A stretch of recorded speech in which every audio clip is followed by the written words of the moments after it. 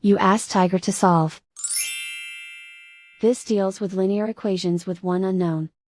The final result is n equals -8. Let's solve it step by step. Swap sides. Group all constants on the right side of the equation. Add 6 to both sides. Group like terms. Simplify the arithmetic.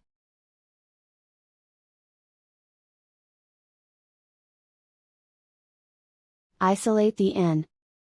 Divide both sides by 5. Simplify the fraction. Find the greatest common factor of the numerator and denominator.